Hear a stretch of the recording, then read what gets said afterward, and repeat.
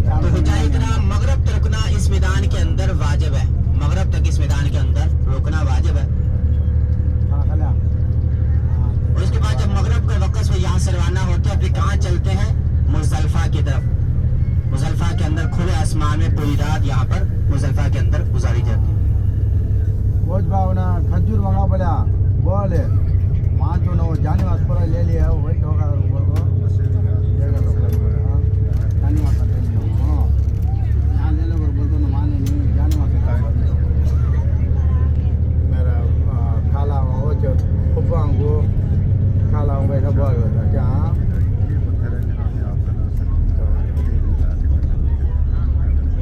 नहीं इसका बड़ी जगह खाना इसका बड़ी मक्का में जाना 12 होने जाता है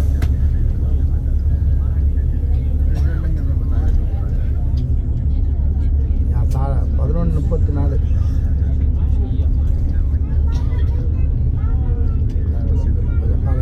बच्चे सोते ये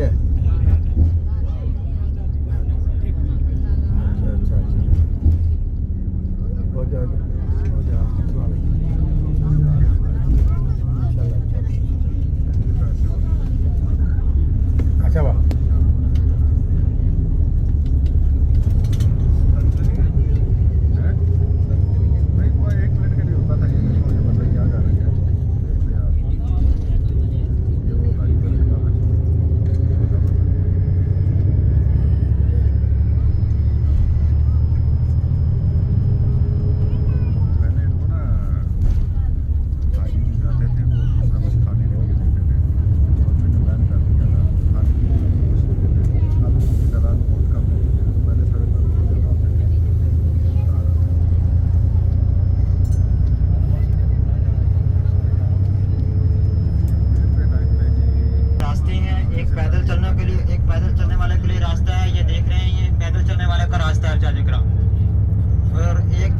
गाड़ियों का रास्ता है। जैसे गाड़ियों की तरफ हुजाए कराम यहाँ पर आते हैं और एक ट्रेन का रास्ता है जो इलेक्ट्रिक ट्रेन चलाई जाती है हज के दिनों में और इलेक्ट्रिक ट्रेन के जरिए हुजाए कराम यहाँ पर आते हैं।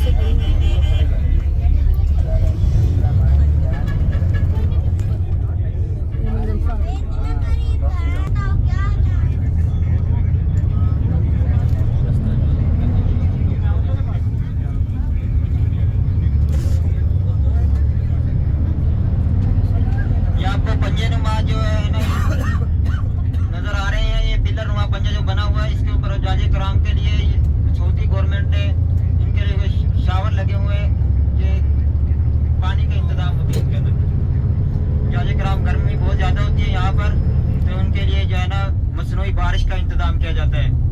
ये हज के दिनों में चलते हैं।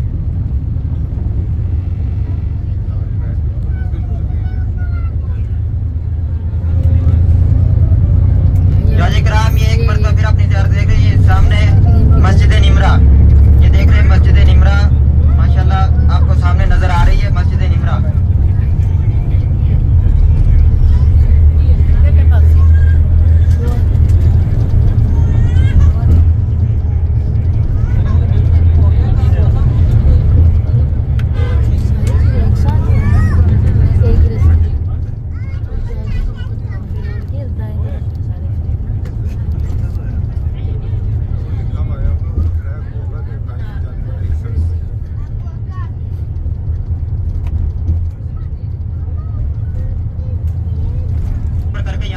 गाड़ियों से पहले हुज्जाज कराम यहाँ पर पहुँच जाते हैं, क्योंकि हज के दिनों में बहुत ज़्यादा गाड़ियों का रश होता है, इसलिए हुज्जाज कराम यहाँ से गाड़ियों से पहले पैदल पहुँच जाते हैं।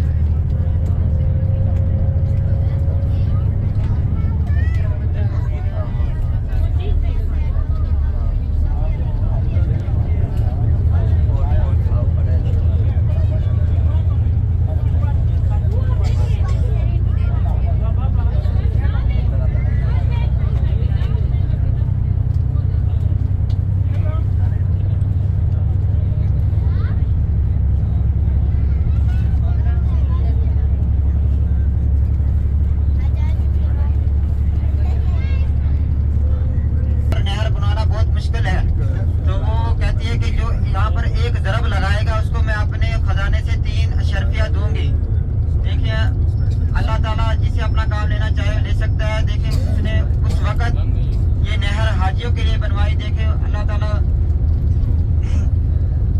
ने उसको बहुत बड़ा काम दिया। काम जारी है ना।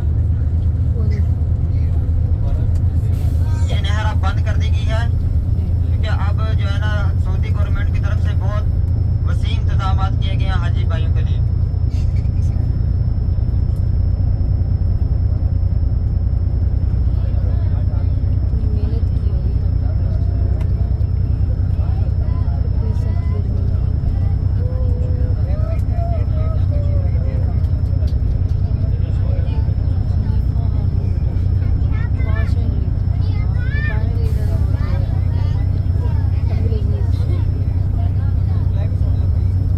दूसरी तरफ देखिए ये इलेक्ट्रिक ट्रेन चलती है आज के दिनों में। ये देखिए इलेक्ट्रिक ट्रेन चलती है। ये दूसरी तरफ देखिए आज के दिनों में यहाँ पर इलेक्ट्रिक ट्रेन चलाई जाती है। कुछ हाजी साहबान ये इलेक्ट्रिक ट्रेन के जरिए जाते हैं, एक बाई रोड जाते हैं, तीसरा पैदल। 3 रास्ते यहाँ पर हाजी भाइयों के लिए जाने के लिए। एक रात खुले आसमान के अंदर गुजारनी होती है।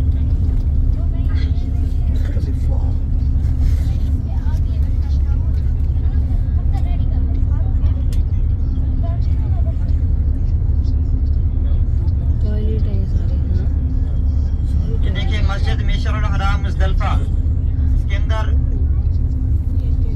मगरिब और इशा की एक इकामत के साथ नमाज अदा की जाती है। देखिए मस्जिद मिशरुल हराम।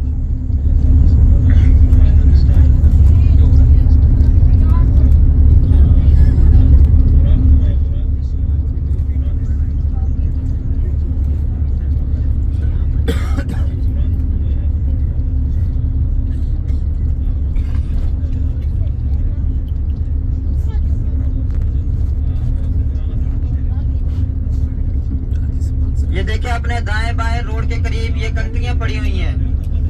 ये हाजी साहिबान हज के दिनों में जमरात को कंकरियां जो मारनी होती है 49 कंकरियां मारनी होती है तो यहीं से उठाते हैं और जमरात को मारते हैं। शैतान जमरात यानी शैतान को मारने के लिए यहीं से कंकरियां उठाई जाती हैं।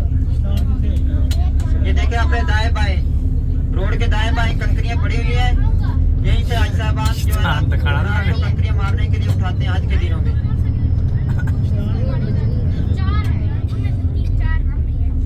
50 कंकरियां यहाँ से उठानी होती है।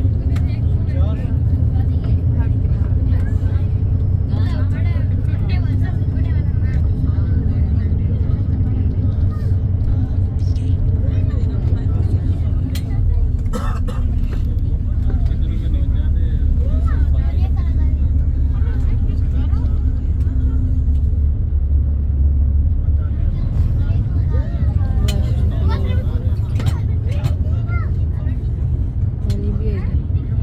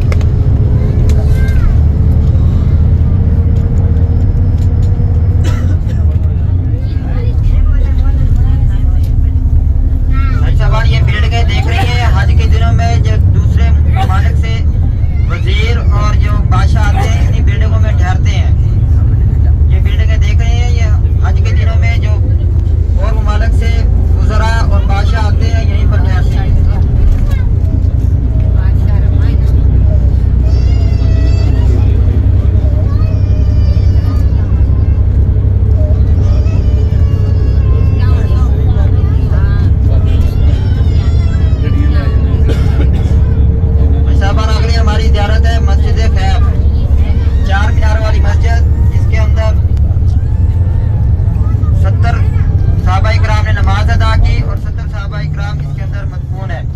मस्जिद खैब, 4 मीनारों वाली मस्जिद। अगली हमारी इजाजत है मस्जिद खैब की।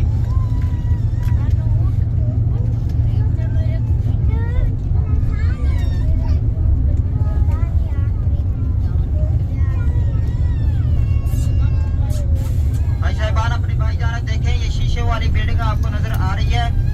ये जदीद तरीन किस्म की है। अगले दौर के अंदर इसी तरह के खेमे सब बनाए जाएंगे। ये शीशे वाली बिल्डिंग आपको नजर आ रही है। ये जदीद तरीन खेमे आने वाले दौर में इस तरह के सब खेमे बना दिए जाएंगे हुज्जाज किराम के लिए।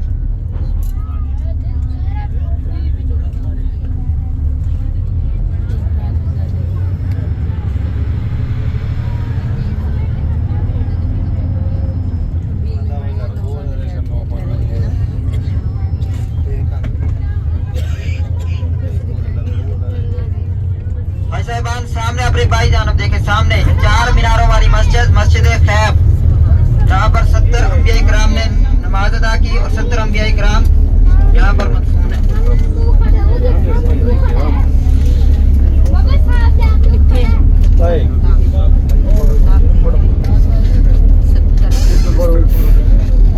भाई साहबान ये सामने देखे खेमे के अंदर जो आपको अंधेरा नजर आ रहा है, सामने देखिए जो खेमे के अंदर आपको अंधेरा नजर आ रहा है, यहाँ पर जमरात यानी शैतान को कंकरियां मारी जाती हैं। यहाँ पर शैतान कैद है।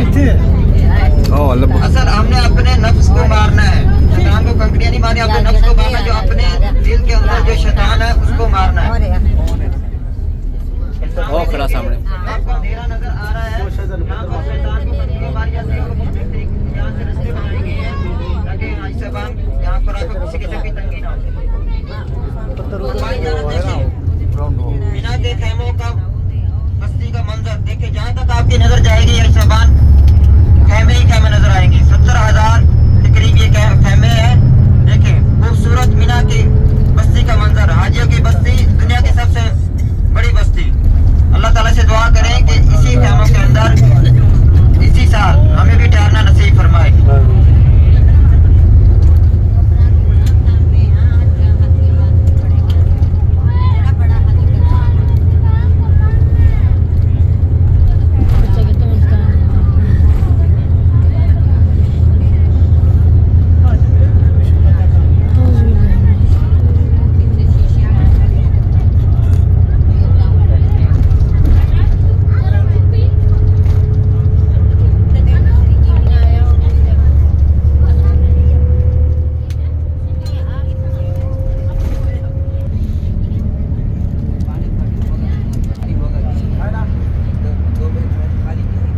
हाजियों की बस्ती, मीना की बस्ती, दुनिया की सबसे बड़ी बस्ती। जहाँ तक आपकी नजर जाएगी आपको खेमे ही खेमे नजर आएंगे।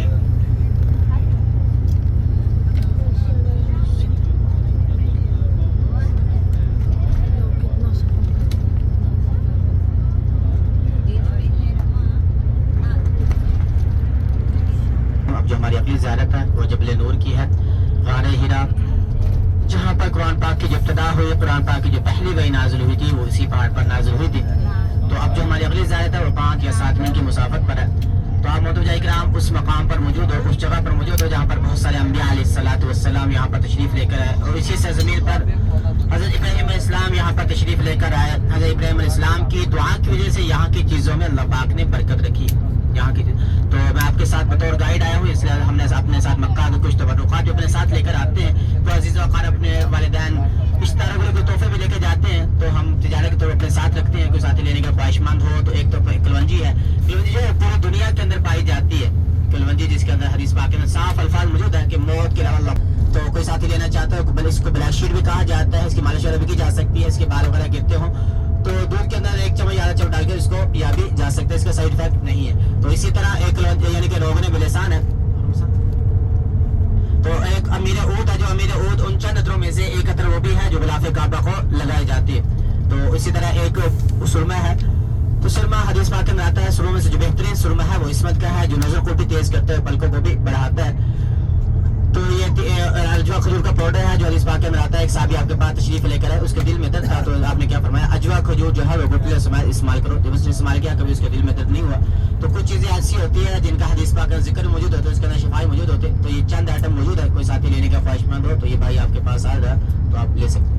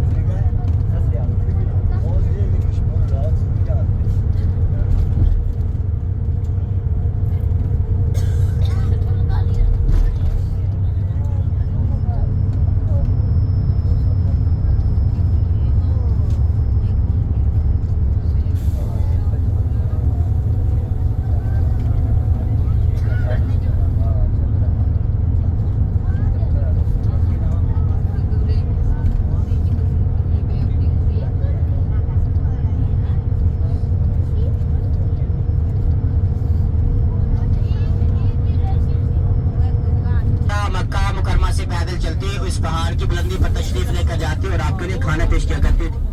मोहब्बत, अकीदत, अदब एहतराम का रिश्ता था। देखो, मक्का मुकरमा से पैदल चलना, इस पहाड़ की बुलंदी पर तशरीफ लेकर जाना और आपके लिए खाना पेश करना, ये सफर था, ये पैदल सफर था। वैसे कुरान पाक की जो इब्तिदा हुई, कुरान पाक की जो पहली वही नाज़िल हुई है वो इसी पहाड़ पर नाज़िल हुई। सूरह तलब की 5 आयत। बिस्मिल्लाहिर्रहमानिर्रहीम। इक़रा बिस्मि रब्बिकल लज़ी खलक़, खलक़ल इंसाना मिन अलक़, इक़रा व रब्बुकल अकरम अल्लज़ी अल्लम बिल क़लम, अल्लमल इंसाना मा लम यअलम।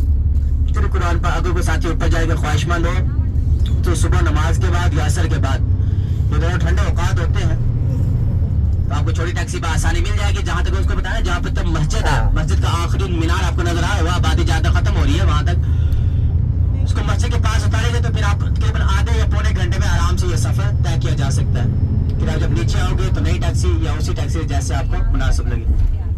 तो ये जो सफर है वो आपको अलग ही सफर तय करना पड़ेगा। तकरीबन 2 या 2.5 घंटे या 3 घंटे ये सफर आपको अलग सफर तय करना पड़ेगा।